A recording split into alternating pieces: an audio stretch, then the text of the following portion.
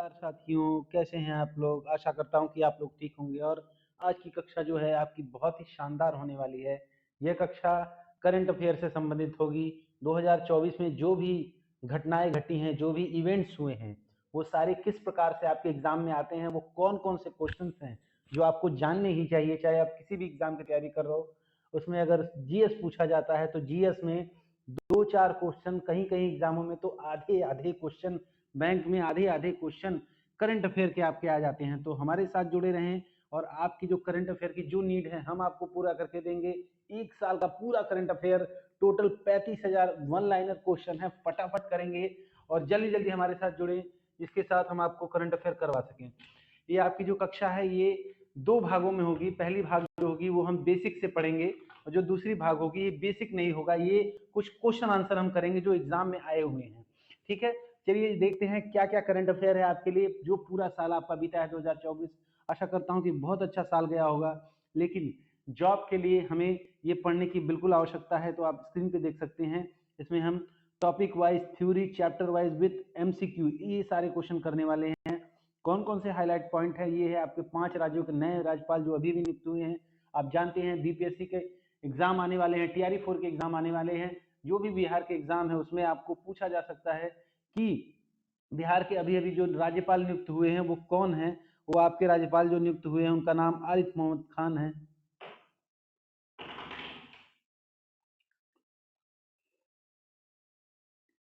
साहित्य अकादमी पुरस्कार किसे दिया गया है, time person of the year कौन रहा है, और 34वां व्यास सम्मान। और ये सारे क्वेश्चन और जो बजट आपके 2024-25 के बीते हैं उसके बारे में हम देखेंगे। और खेल की जानकारी वो सारी चीज़ें हमारे यहाँ पे आप देख सकते हैं स्क्रीन पर। एएसओ पब्लिकेशन का आशुतोष गर्ग सर का ये बहुत अच्छा करंट अफेयर है जिसे हम देखेंगे एक एक करके।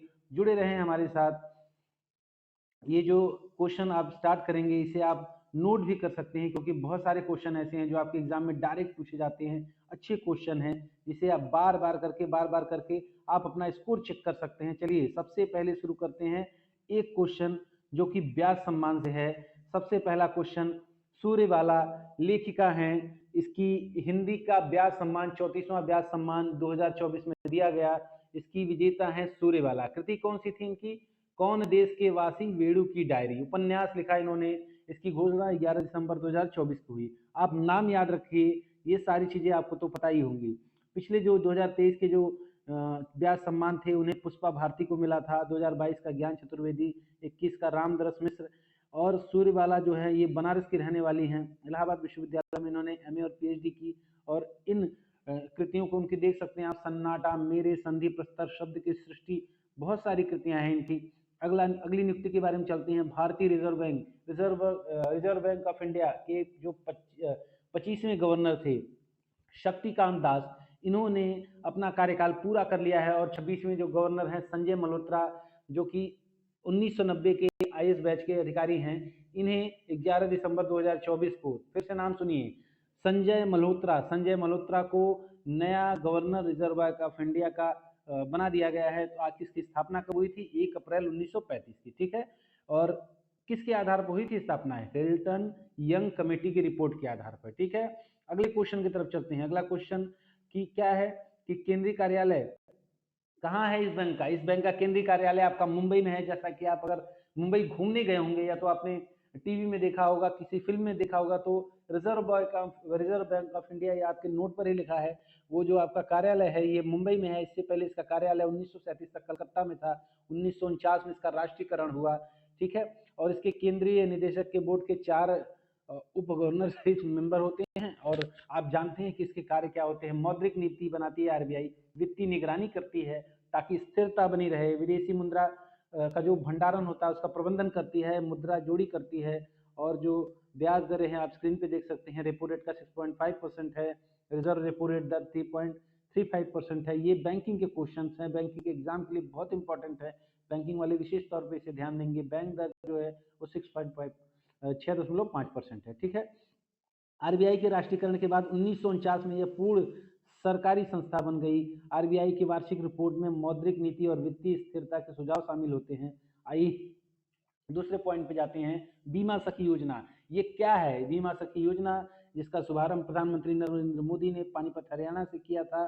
इसका उद्देश्य महिलाओं को भारतीय जीवन बीमा निगम के साथ बीमा एजेंट के रूप में अवसर प्रदान करना, ताकि पुरुष के साथ महिलाएं भी बीमा एजेंट बने और इसे आगे लेकर चले। आप कैसे आवेदन कर सकते हैं? जो महिलाएं जिनकी न्यूनतम शैक्षणिक योग्यता 10वीं पास है, ये 18 से 70 वर्ष की आयु की हो सकती हैं, ये आवेदन कर सकती हैं। ठीक है, हर एक महिला अपनी पॉलिसी के अनुसार महत्वपूर्ण बनाना आवश्यक है। ठीक है, अगली जो नियुक्ति है बहुत महत्वपूर्ण नियुक्ति है। आपको पता होगा अभी अभी कुछ राज्यों में चुनाव बीते हैं, जिसमें से एक बहुत बड़ा महत्वपूर्ण राज्य है Maharashtra, the financial capital of India. Maharashtra की बात कर रहा हूं मैं। इसके मुख्यमंत्री अभी भी बने हैं श्री देवेंद्र फडणवीस। ठीक है, आप जानते हैं बहुत ही ओजस्वी नेता हैं। पहली बार इन्हें 2014 में मुख्यमंत्री बनाया गया था, दूसरी बार 2019 में बने थे और तीसरी बार 2024 में मुख्यमंत्री बने थे। और इनकी पार्टी का गठबंधन जो हुआ था 2019 में मुख्यमंत्री बने थे। अजीत पवार ने 80 घंटे में इस्तीफा दे दिया था, जिससे उनकी सरकार गिर गई थी। लेकिन इस बार विधानसभा की जो सीटें हुई थी उसमें 230 सीटों पर जीतकर एनडीए ने प्रचंड बहुमत लेकर इन्हें मुख्यमंत्री बनाया है। अगले जो आपके मुख्यमंत्री अभी नियुक्त हुए हैं, झारखंड के 14वें मुख्यमंत्री। ठीक है, झारखंड के 14वें मुख्यमंत्री, जो पूर्व में ही झारखंड के पहले मुख्यमंत्री यही थे, हेमंत सोरेन जेएमएम, झारखंड मुक्ति मोर्चा, ये शिबू सोरेन की पार्टी है। इन्होंने पहली बार शपथ ली थी 13 जुलाई 2013 को और ये तीसरी बार इनका तीसरा कार्यकाल है। झारखंड की जो स्थापना दिवस है 15 नवंबर 2000 है। ठीक है, आइए चलते हैं अगले क्वेश्चन की तरफ। अगला क्वेश्चन है आपका G20 से संबंधित। आप जानते हैं कि 2023 का G20 जो हुआ था वो भारत में हुआ था और 24 का जो G20 हुआ 18 और 19 नवंबर 2024 को, ये हुआ था ब्राजील के एक शहर रियो डी जनेरियो में।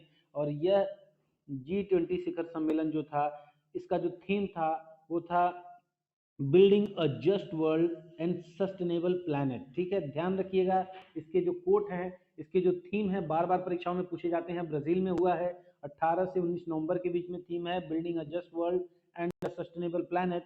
अध्यक्ष जो इसके थे ब्राजील के राष्ट्रपति, जिस देश में होता है उस देश के राष्ट्राध्यक्ष इसके अध्यक्ष होते हैं। संस्करण कौन सा है? 19वां संस्करण है। देशों की संख्या 19 है और 2 संघ हैं, एक यूरोपियन ईयू है। ठीक है, ईयू मतलब अफ्रीकन यूनियन और दूसरा है ईयू यूरोपियन यूनियन, 2 संघ हैं। इसकी मुख्य एजेंडा क्या है, प्राथमिकताएं क्या है, किस लिए ये ग्रुप बना है? तो सामाजिक समावेशन के लिए, भूख के विरुद्ध संघर्ष के लिए, ऊर्जा परिवर्तन, सतत विकास, वैश्विक शासन सुधारों के लिए। निष्कर्ष क्या निकलता है? अंत में G20 नेताओं ने रियो घोषणा पत्र पर आम सहमति बनाई। जब भी कोई सम्मेलन होता है तो उसकी एक घोषणा पत्र जारी की जाती है कि हम सारे 10 किन कॉमन बातों पर सहमत है, तो इन बातों पर सहमत है। ठीक है, अगला है ब्रिक्स शिखर सम्मेलन 2024 जो आपका अभी अभी बीता है, इसका 16वां संस्करण है। थीम क्या है? न्याय संगत वैश्विक विकास और सुरक्षा के लिए बहुपक्षवाद। ठीक है, बहुपक्षवाद को सुदृढ़ करना, स्ट्रेंथिंग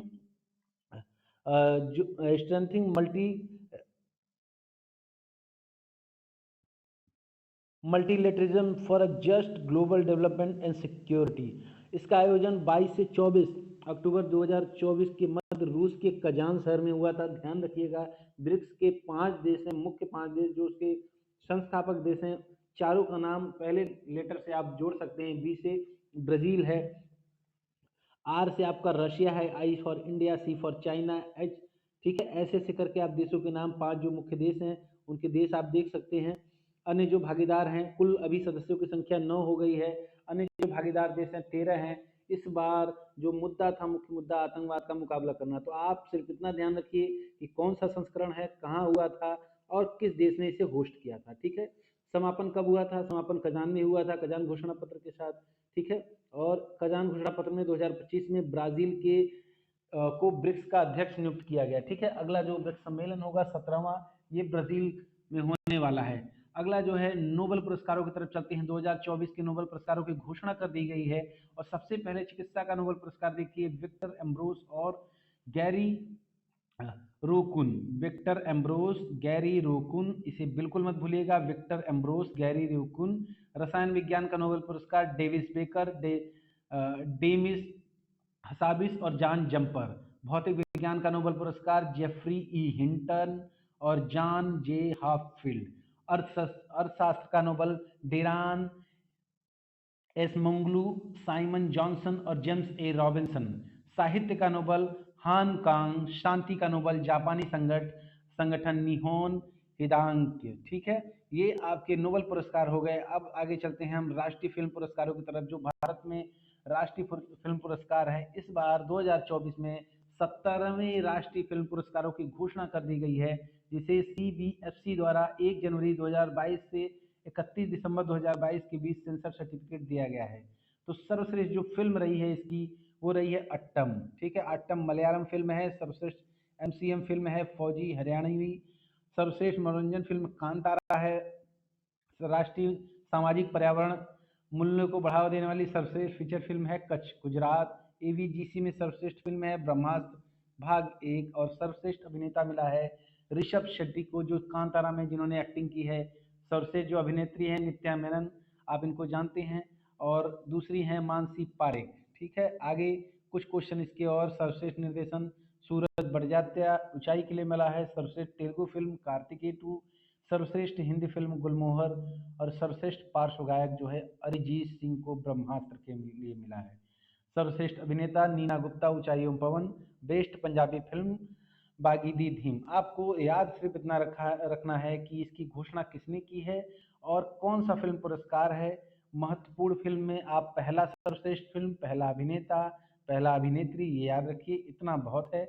आगे है मिस यूनिवर्स 2024। विजेता कौन रहा है? Victoria Kjær.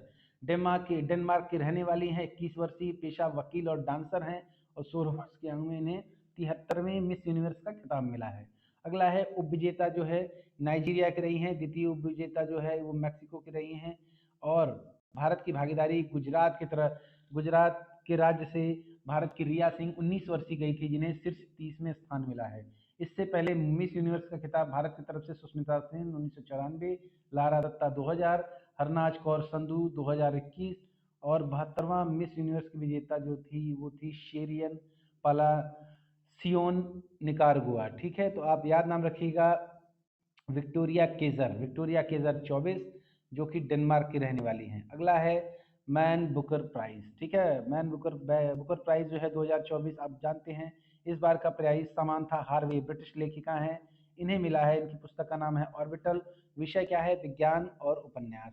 अगला टॉपिक आइए देखते हैं। अगला टॉपिक आपका है कि अन्य अगले टॉपिक पे चलने से पहले हम देखेंगे कुछ अन्य जानकारी बुकर पुरस्कार के बारे में। जो ऑर्बिटल पुस्तक है, ये अंतरिक्ष में 6 यात्रियों की जीवन के बारे में वर्णन किया गया है। पिछली जो विजेता रही हैं पाल लिंच आयरलैंड की रही हैं। अन्य जानकारी की में आप देख सकते हैं मैन बुकर कब स्टार्ट हुआ था। ये 1969 में स्टार्ट हुआ था। अंतर्राष्ट्रीय बुकर पुरस्कार जो हुआ था वो 2005 में स्टार्ट हुआ था। फेमिना मिस इंडिया का आयोजन आप जानते हैं कि यहाँ पर इंडिया में हुआ है। फेमस स्टूडियो मुंबई में 60वां संस्करण था। टाइम्स और रंजन गंधा पल्स की तरफ से यह संचालित किया गया, जिसमें 30 प्रतियोगिताओं ने भाग लिया, और विजेता थी निकिता पोरवाल को फेमिना मिस इंडिया चुना गया, जो उज्जैन की रहने वाली हैं। फर्स्ट रनर अप रही हैं रेखा पांडे। अगला है रतन टाटा। ठीक है, आप जानते हैं कि हमारे देश के महत्वपूर्ण उद्योगपति, एक देशभक्त रतन टाटा का इस वर्ष देहांत हो गया, और वो एक महान व्यक्तित्व, प्रेरणादायी उद्योगपति और बिजनेस टाइकून थे। एक समझ लिए कोहिनूर थे वो भारत के। और उन्होंने जो अपनी पढ़ाई की थी, उनका जो योगदान था वो Cornell University US 1955 bachelor of आर्टिकेट डिग्री इन्होंने लिया था। उसके बाद टाटा आयरन स्टील कंपनी, इसके जो है कि तकनीकी अधिकारी रहे। 1962 में टाटा नैनो को इन्होंने इंट्रोड्यूस किया। 2008 में टाटा समूह में सलाहकार रहे। 62 में और भारतीय रेडियो एवं इलेक्ट्रॉनिक्स में प्रभारी निदेशक रहे। टाटा कंसल्टेंसी सर्विसेज TCS 1970 में शामिल हुए। टाटा इंडस्ट्री के अध्यक्ष 1981 में बने, और एयर इंडिया के अध्यक्ष 86 से 89 में बने।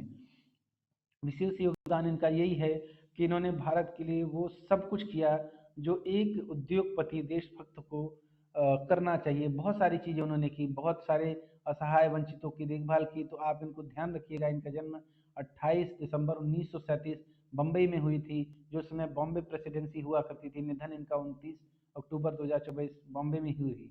और इनके पुरस्कारों की बात करें तो उन्हें पद्म भूषण 2000 में, महाराष्ट्र गौरव 2006 में, पद्म विभूषण 2008 में, असम वैभव पुरस्कार 2021 में मिला था। तो आप रतन टाटा को बिल्कुल याद रखिएगा, हमारे बिजनेस टाइकून। अगला अवार्ड जो है वो है आईफा अवार्ड जो इंटरनेशनल इंडियन फिल्म एकेडमी की तरफ से दिया जाता है। 28 सितंबर 2024 को ये 24वां संस्करण अबू धाबी में संपन्न हुआ। इसमें सर्वश्रेष्ठ फिल्म मिला एनिमल को। आपको ध्यान होगा राष्ट्रीय फिल्म पुरस्कारों में किसे सर्वश्रेष्ठ फिल्म मिला था। सर्वश्रेष्ठ अभिनेता शाहरुख खान जवान फिल्म के लिए, अभिनेत्री Rani Mukherjee Mrs Chatterjee versus Norway, और जो सर्वश्रेष्ठ निर्देशक थे विदु विनोद चोपड़ा 12वीं फेल के लिए, अभिनेता सहायक थे अनिल कपूर। ये सारे पुरस्कारों की आप श्रेणी देख सकते हैं, बहुत लंबी लिस्ट है। आइए आगे चलते हैं। नए संशोधित आपराधिक कानून। ठीक है, आप जानते हैं कि IPC Indian penal code, CrPC, IEA, भारतीय साक्ष्य अधिनियम, ये जो पुराने पुराने कानून थे 1860 आईपीसी और सीआरपीसी 1973 और आईईए 1872, जो कि सदियों पुराने कानून थे, ये खत्म हो चुके हैं। इन कानूनों का जगह ले लिया है, जो कि सबसे पहला जो आईपीसी का जगह लिया, भारतीय न्याय दंडी संहिता विधेयक 2023 बीएनएस, भारतीय नागरिक सुरक्षा दंडीय संहिता 2023, भारतीय साक्ष्य विधेयक 2023। तो इसमें अंतर क्या है? देखिए, जो पुरानी दंड संहिताएं थी, आईपीसी की जो पुरानी धाराएं थी, इसमें जो सजाएं थी, वो बहुत सारे ऐसे कानून थे जो बेवजह ही थे और जिसकी तत्काल समाज को तत्काल समय को आवश्यकता नहीं थी, फिर भी ये रखे गए, तो इसके बदल दिया गया है। और जो प्रोसेस है उसको और फास्ट करने के लिए दंड प्रक्रिया संहिता, इसको संशोधित करके भारतीय नागरिक सुरक्षा दंडी संहिता ऐसा कर दिया गया है। और जो एविडेंस है, जो साक्ष्य वाला है, भारतीय साक्ष्य अधिनियम 1872 का, इसे संशोधित करके भारतीय साक्ष्य विधेयक कर दिया गया है। क्योंकि आप जानते हैं कि आई फेक डीप फेक का जमाना है। आर्टिफिशियल इंटेलिजेंस के थ्रू लोग क्या क्या इमेज जनरेट कर देते हैं, क्या चीजें जनरेट कर सकते हैं, आपके खिलाफ क्या कर सकते हैं, कितनी फ्रॉड हो रहे हैं ऑनलाइन, इतने फ्रॉड हो रहे हैं, उन सब से निपटने के लिए ये भारतीय साक्ष्य विधेयक इसको पारित कर दिया गया। बहुत सारी चीजें जो तब में नहीं थी अब में शामिल की गई हैं। अब आते हैं ओलंपिक खेलों पर। कौन से ओलंपिक? पैरा ओलंपिक जो पेरिस में हुए अभी अभी 28 अगस्त से 8 सितंबर तक हुए। 17वां ये संस्करण था। खेलों के लिए एकदम खुला माहौल इसका स्लोगन था और शुभंकर था फ्रिजेस। भारत के जो ध्वजवाहक थे सुमित अंतिल और भाग्यश्री जाधव, इन्होंने उद्घाटन में भारत का ध्वजवाहन किया। और आपको एकदम ध्यान रखना है कि सबसे पहला जो है कि अवनी लेखरा ने 2 पैरा ओलंपिक गोल्ड मेडल जीतकर इतिहास रच दिया है। और 10 मीटर एयर राइफल स्टैंडिंग में इन्होंने अपना दूसरा स्वर्ण जीता।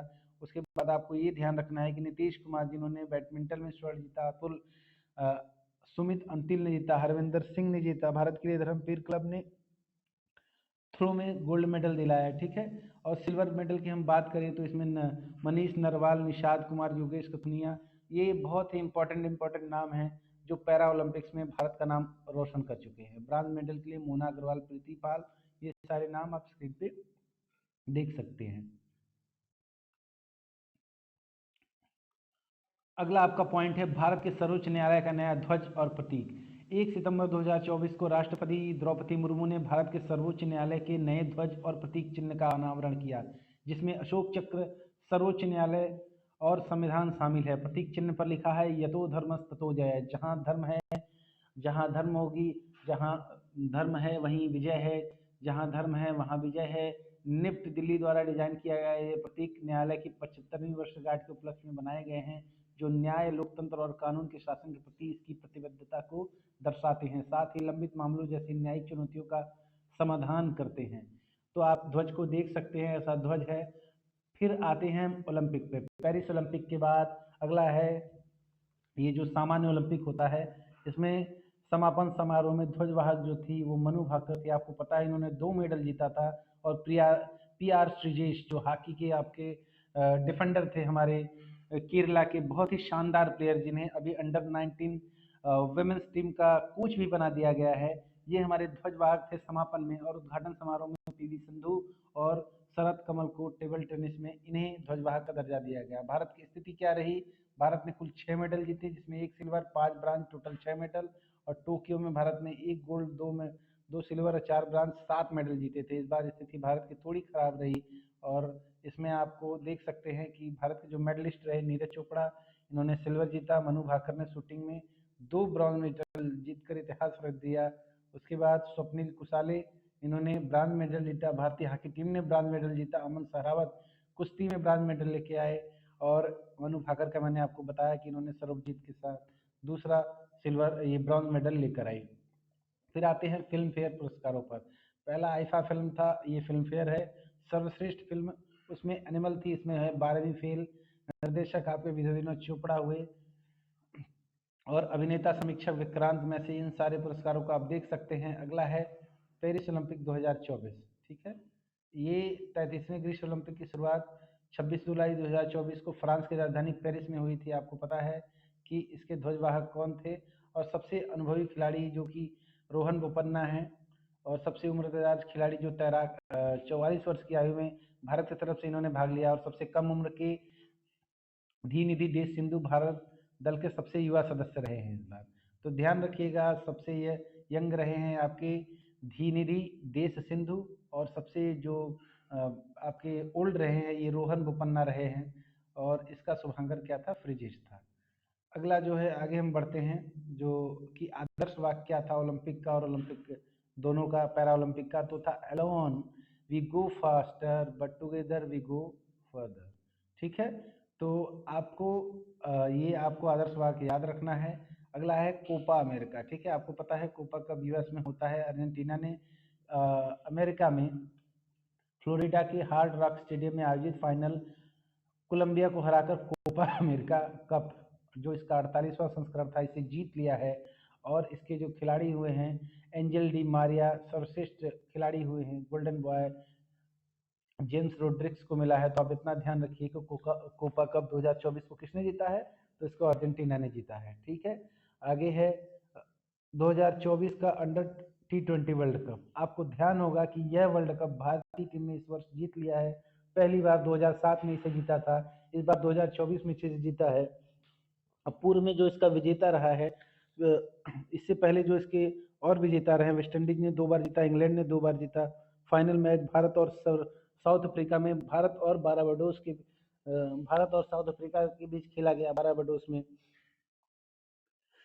इसके जो मेजबान थे यूएस और वेस्ट इंडीज थे। सर्वश्रेष्ठ खिलाड़ी विराट कोहली और player of the tournament Jasprit Bumrah को चुना गया। आगे चलते हैं कि सर्वाधिक विकेट किसने लिया था। इसमें अर्शदीप सिंह ने 17 विकेट, और सर्वाधिक इकोनॉमी दर जो थी वो जसप्रीत बुमराह, आप जानते हैं 4.17। पीएम मोदी का मंत्रिमंडल। इस वर्ष जो चुनाव हुए हैं, इस चुनाव में भारतीय जनता पार्टी को फिर से बहुमत प्राप्त हुआ है। मैं कहूँगा एनडीए को पूरा बहुमत प्राप्त हुआ, भारतीय जनता पार्टी को अकेले बहुमत प्राप्त नहीं हुआ है।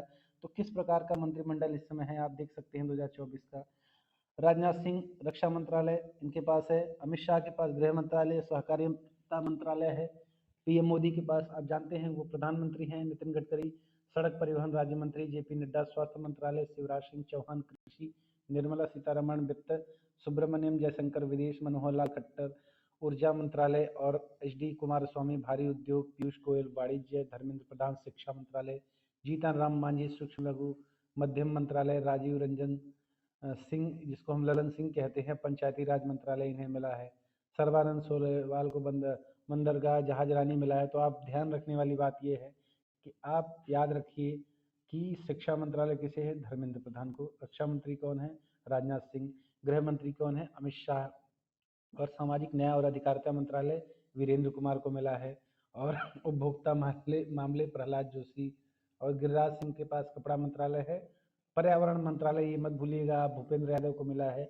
आईसीटी जो मिनिस्टर हैं वो ज्योति आदित्य सिंधिया है। और महिला बाल विकास है अन्नपूर्णा देवी। और पेट्रोलियम के हरदीप सिंह पुरी हैं। और आपके चिराग पासवान को खाद्य प्रसंस्करण मंत्री का दर्जा मिला है।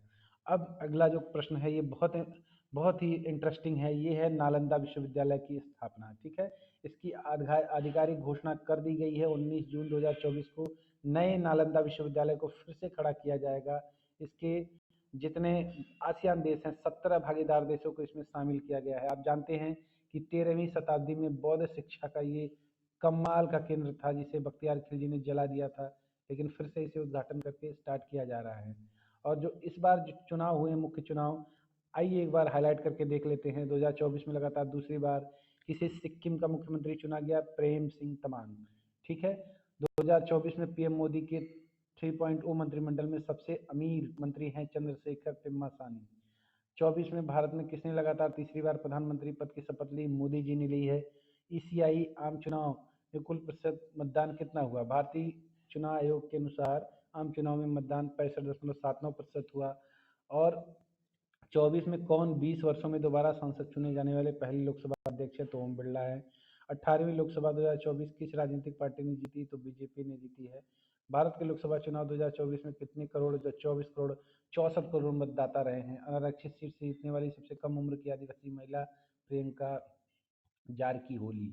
और जून 2024 में किसे चौथी बार आंध्र प्रदेश का मुख्यमंत्री चुना गया है? तो ये है चंद्रबाबू नायडू। बहुत समय बाद फिर से वापसी कर ली है इन्होंने आंध्र प्रदेश में।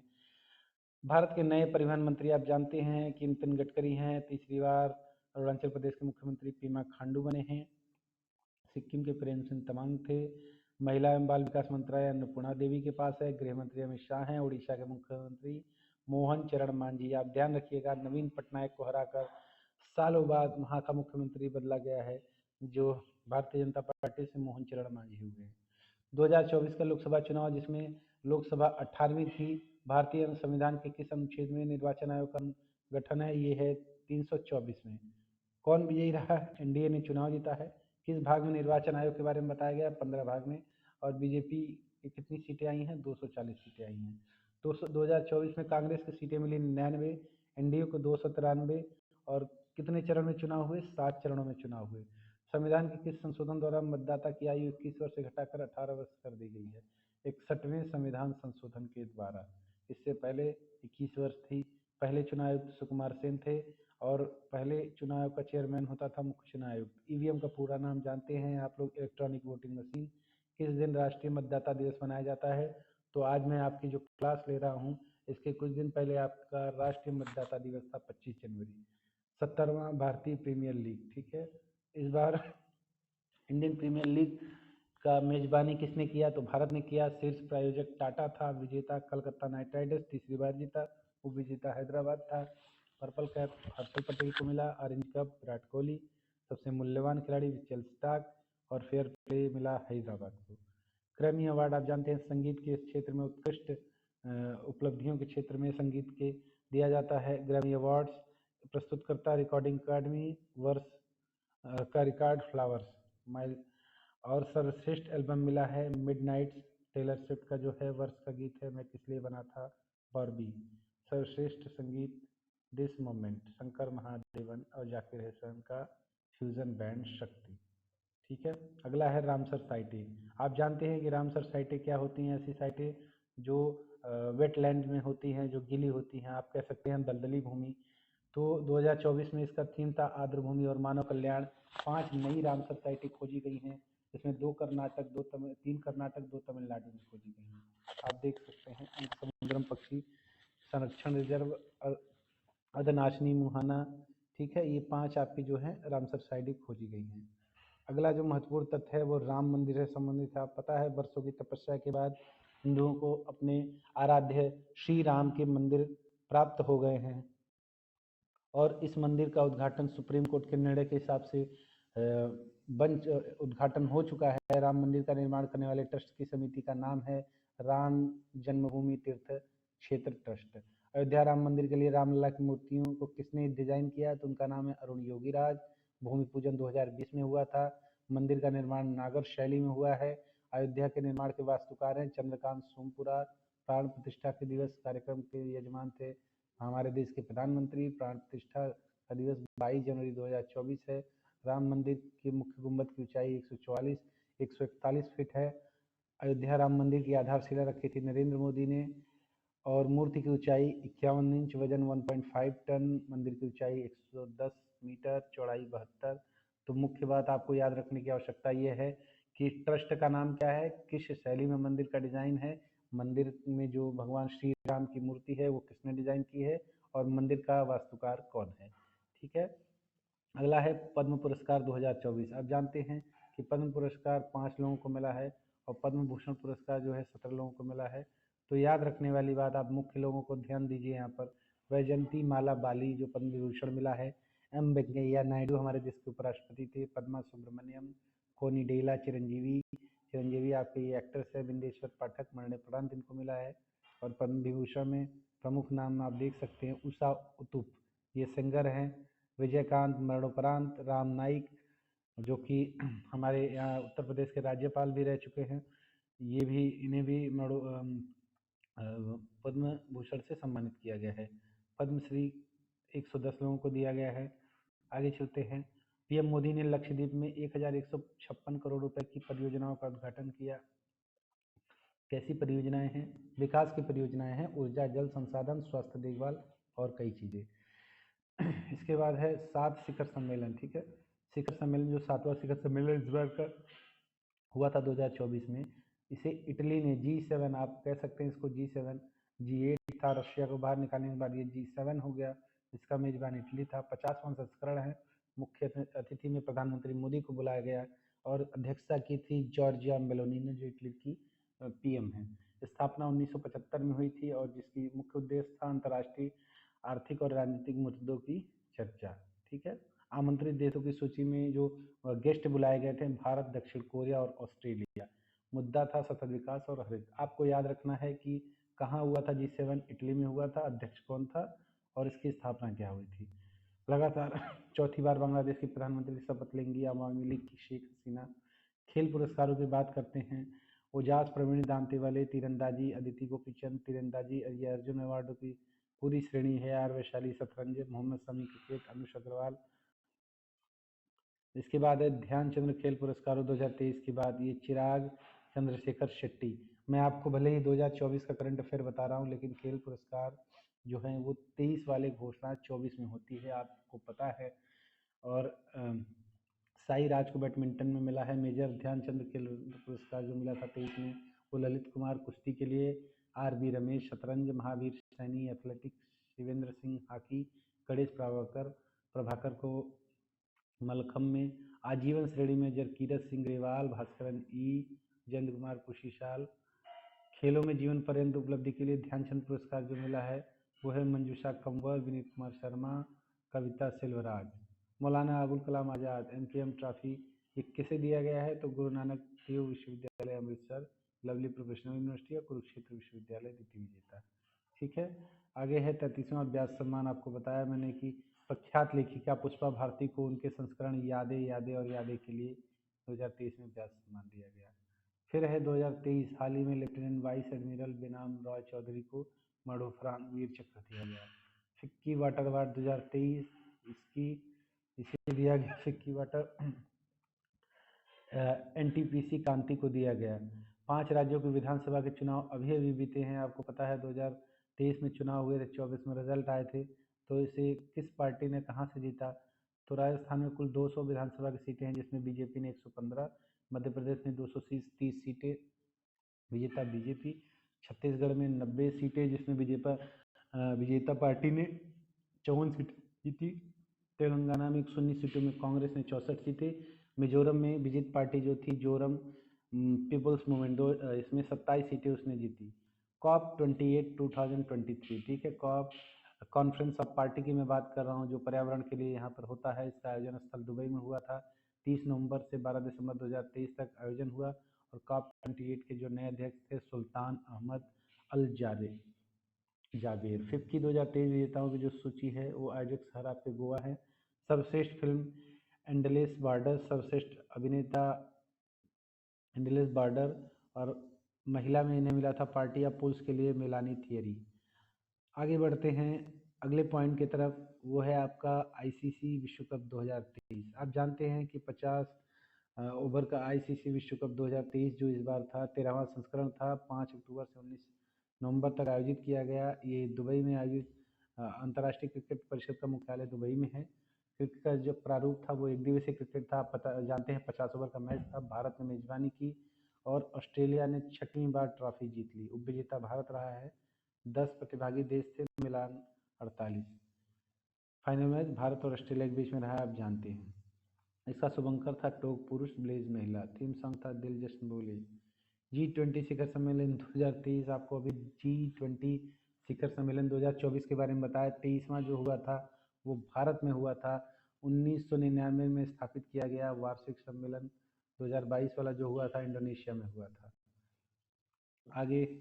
आगे हम बढ़ते हैं नोबेल पुरस्कारों की तरफ। तो नोबेल पुरस्कार 2023 के सत्य, विश्वास और आशा ये इसका थीम था 2023 का। भौतिक में पेयर आर्टिनरी फोरेक और एनियल, रसायन विज्ञान में मैगीजी, साहित्य में उलाव, साहित्य विज्ञान में क्लाउडिया, शांति पुरस्कार ईरानी कार्यकर्ता थे मोहम्मद नरगिस मोहम्मदी, ठीक है। और फिजियोलॉजी में आपको मिला था कैटलिन कारिको। इन सब लोगों को दिया गया। आगे बढ़ते हैं। आसियान सम्मेलन 2023 43वां सम्मेलन जो हुआ था, ये 5 से 7 सितंबर जकार्ता इंडोनेशिया में हुआ था। एशियन गेम 19वां जो हुआ था, ये हांगझोउ चीन में हुआ था। आप जानते हैं कि उद्घाटन समारोह का ध्वजवाहक थे हरमनप्रीत सिंह हाकी। भारत का पहला स्वर्ण जो मिला था पुरुष शूटिंग टीम में मिला था। सर्वाधिक पदक किस खेल में जीता गया? एथलेटिक में 29 पदक। भारत में सर्वाधिक स्वर्ण जीता निशानेबाजी में 7 स्वर्ण जीता। और एक बार टेबल की तरफ देख लेते हैं। जो टेबल आपकी तालिका है, अंक तालिका, पदक तालिका है, इसमें 1 नंबर पे चीन 201 स्वर्ण के साथ। भारत का स्थान चौथा है 28 स्वर्ण, 38 रजत, 41 कांस्य। राष्ट्रीय फिल्म पुरस्कार 2023 की जो फेमस फिल्म थी वो थी रॉकेटरी द नंबी इफेक्ट। सर्वश्रेष्ठ अभिनेता अल्लू अर्जुन पुष्पा के लिए। राष्ट्रीय एकता पर सर्वश्रेष्ठ फिल्म नरगिस दत्त पुरस्कार द कश्मीर फाइल। सर्वश्रेष्ठ निदेशक निखिल महाजन। सर्वश्रेष्ठ अभिनेत्री आलिया भट्ट गंगूबाई कटियावाड़। सर्वश्रेष्ठ अभिनेत्री पल्लवी जोशी। ब्रिक्स शिखर सम्मेलन 2023 24 का शिखर सम्मेलन आपके रूस कजान में हुआ था। 30वां हुआ था जोहान्सबर्ग में। इसकी अध्यक्षता राष्ट्रपति सिरिल रामाफोसा ने की थी, जबकि अफ्रीका के राष्ट्रपति प्रतिनिधित्व भारत के प्रधानमंत्री ने की थी। आगे आदित्य L1, आपको भूलना नहीं चाहिए कि पहली बार सूर्य के तरफ भारत ने कोई मिशन भेजा है जो L1 आदित्य L1 के नाम से मशहूर है। ये सूर्य की कक्षा में स्थापित किए जाने की उम्मीद है। इसे लैग्रेंज बिंदु L1 की ओर भेजा गया है। आपको पता है टोटल 3 बिंदुएं हैं, L1, L2 और L3। आगे चंद्रयान की लॉन्चिंग हुई थी 14 जुलाई 2023 को। आपको पता है कि 23 अगस्त 2023 को ये अपने मिशन पर पहुंचा। इसके निदेशक थे मोहन कुमार और मिशन 3 के लैंडर का नाम विक्रम रखा गया था। रोवर का नाम प्रज्ञान रखा गया था और रॉकेट वुमेन के नाम से इंडिया को जाना जाता है ऋतु करिधाल। इसरो चंद्रयान 3 मिशन को लॉन्च किया था इसरो ने।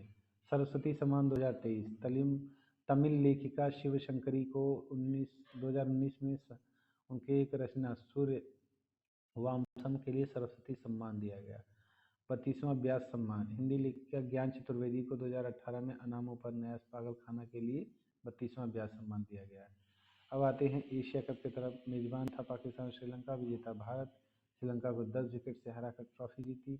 Player of the tournament Kuldeep Yadav. Player of the match Siraj. आइए आगे चलते हैं, देखते हैं पुरस्कार और सम्मानों की बात। तो अर्जुन पुरस्कार 2018 मेजर ध्यानचंद खेल रत्न 2021 पद्मश्री 2022 में दिया गया था। हम आते हैं भारत रत्न की तरफ। भारत रत्न पुरस्कारों की घोषणा हो चुकी है, जिसमें 2024 में भारत रत्न में श्री कर्पूरी ठाकुर बिहार के पूर्व मुख्यमंत्री 23/1/2024 को दिया गया। लाल कृष्ण आडवाणी को भारत रत्न दिया गया 3/1/2024 को। पूर्व उप प्रधानमंत्री PV नरसिम्हा राव को दिया गया 9/2/2024 को। MS स्वामीनाथन को हरित क्रांति के जो जनक थे 9/2/2024 को दिया गया। नाम याद रखिएगा, बहुत इंपॉर्टेंट नाम है। आगे बढ़ते हैं कि भारत रत्न पुरस्कार प्राप्त करने वाले व्यक्तियों के बारे में बात करते हैं। सबसे पहला पुरस्कार जो दिया गया था श्री गोपालाचारी, डॉक्टर सर्वपल्ली राधाकृष्णन, डॉक्टर चंद्रशेखर वेंकटरमन। इसके बाद आपके भगवान दास, विश्वेश्वरैया और आपके जवाहरलाल नेहरू को दिया गया। और भारत रत्न की स्थापना 1954 में की गई थी, ये आपको ध्यान रखने की बात है। GST की बात करते हैं। GST पेश किया गया 101वें संविधान संशोधन अधिनियम 2016 द्वारा। वन टैक्स वन नेशन के मोटो का नारा दिया गया। GST लागू हुआ था 1 जुलाई 2017 को। और ये GST का गठन अनुच्छेद 279A(1) में किया गया है। 122वें संविधान संशोधन के द्वारा GST का मुख्यालय नई दिल्ली है। पहला जो देश बना था GST लागू करने वाला फ्रांस बना था, जिसके 3 भाग हैं, CGST, SGST और IGST, स्टेट, सेंट्रल और इंटीग्रेटेड। GST के आपके कर के स्लैब हैं, जो आपके कुल 5 प्रकार के स्लैब हैं, 0, 5, 12, 18 और 28। जीएसटी बिल पारित करने वाला प्रथम राज्य असम था। लागू करने वाला प्रथम राज्य तेलंगाना था। सुझाव दिया था विजय केलकर समिति ने। प्रारूप के अध्यक्ष थे असीम दास गुप्ता। किस प्रकार का कर है? ये अप्रत्यक्ष कर है। इसमें के पंजीकरण में कुल 15 अंक होते हैं। आईपीएल, विमेन आईपीएल पहला संस्करण 2023 में मुंबई ने जीता था। मुंबई पहला विजेता रहा। 24 का विजेता रॉयल चैलेंजर्स बैंगलोर रहा। आयोजन की तिथि 23 फरवरी से 17 मार्च 2024। दो कुल टीमों की संख्या 5 थी, आप जानते हैं। उसके बाद हम आगे बढ़ते हैं। लोकसभा चुनाव, जैसा कि आप जानते हैं 18वीं लोकसभा का चुनाव बीत चुका है और बीजेपी को यहाँ पर पूर्ण बहुमत न प्राप्त होकर बहुमत की संख्या से वो थोड़े दूर रह गए हैं। सबसे अधिक मतों से जीत जो इस बार हुई थी कृष्णा दुबे, जो धुबरी असम से जीती हैं कांग्रेस से 10 लाख वोटों से। आइए देखते हैं आगे कुछ इम्पोर्टेंट हमारे सवाल। लोकसभा चुनाव की बात कर लिया हमने, विधानसभा चुनाव की बात कर ली। अब अगली जो आपकी कक्षा होगी वो होगी आपके विभिन्न परीक्षाओं में पूछे गए प्रश्नों से, ताकि हम अपने क्वेश्चन को, हम अपने ज्ञान को और सुदृढ़ कर सकें। जुड़े रहें हमारे साथ। बहुत अच्छी कक्षा आपकी गई है और बहुत बहुत इम्पोर्टेंट क्वेश्चन हमने किए हैं। और जो नियुक्तियाँ नई नई नियुक्तियाँ हुई थी इसके बारे में हमने जाना है और आगे और क्वेश्चन हम करेंगे। अगला पार्ट इसका जल्दी ही आएगा। Thank you so much. Channel को सब्सक्राइब करें, अपने दोस्तों को शेयर करें।